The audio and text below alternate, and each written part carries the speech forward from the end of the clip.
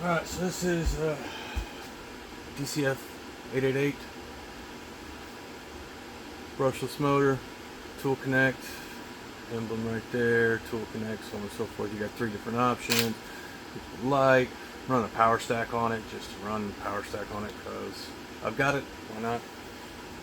But really I'm doing this to show off the precision drive function that is on this tool. What you can do is, it used to be an app called Tool Connect, now it's called Site Manager. They integrated the two. But what this does is it allows you to customize the number 1, the number 2, and the number 3 slot on this drill with the amount of RPMs you want to use, or this driver rather. So this is your precision drive function right here. That is what sets this apart. I haven't pre-drilled these, I just hit them in with a hammer real quick to make it a little easier. But this is your precision drive function.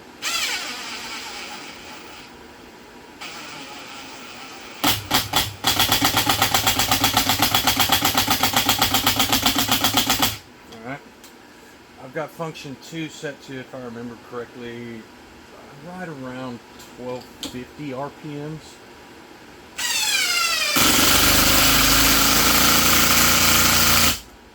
Right, then switch over to function 3, which is, I believe, 2500. And then the home setting there is always send it, pretty much. That gives you an idea of the power that it actually does have. I want to say this thing's about 3 years old, the model itself. I've only had it for about 9 months, but I don't even really use a drill anymore for lightly driving any kind of fastener. Really just use precision drive, which is this once again. That's reverse to take it out, so it will remove stuff. But you know, and you'll notice a delay there, and it'll keep going if it can, and then when it gets to it, it'll impact. And it really, like I said, changed the way I use a drill driver of any kind. I don't really use it. I mean, the clutch is nice on them, but when I'm able to just lightly tap a fastener with precision drive, why not? I mean, and you'll see here when I pull the trigger, there'll be like a 1 second delay, if I remember correctly, before it starts to impact. So when you're initially sending that fastener, before it starts to impact, you should catch a small delay. So there's that 1 second.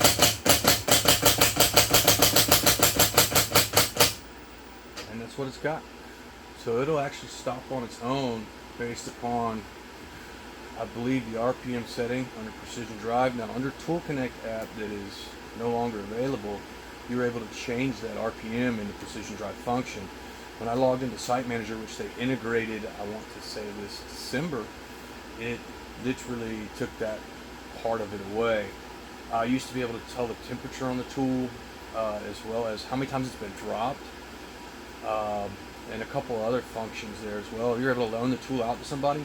But now with Site Manager is more like an app if you're going to be running a job site, which I understand, but for the consumer like myself, I'm not really running a massive job site where I've got, you know, an inventory of about 100 tools that I got to keep track of. I've really just got this one only with Tool Connect. And I know they have Tool Connect batteries and everything like that too, that you're able to track your batteries and ping them with Bluetooth, and you can set up pingers across the job site to know where all your tools are at all the time, which I thought was a very, very smart thing to do, especially nowadays, considering I've worked industrial construction for some 20 years.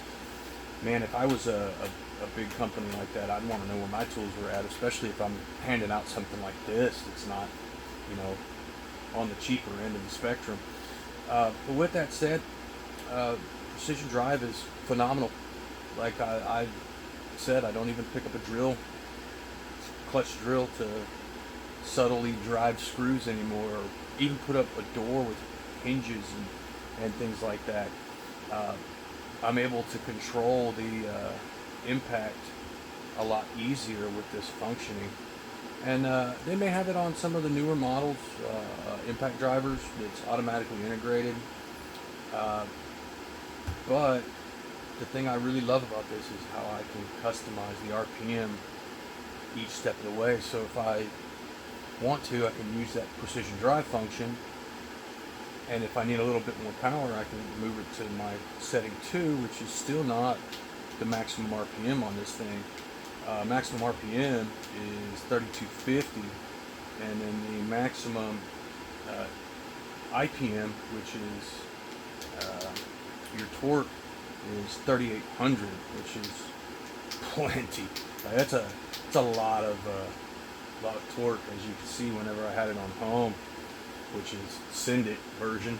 You know, I pull one here and just redrive it, and I just sent that almost a half inch maybe into the wood there just by sending it. So just to give you an idea, and that's a pressure treated 2x4. That's what I had laying around to use. So thought I'd just let you know, man. Matt, check it out.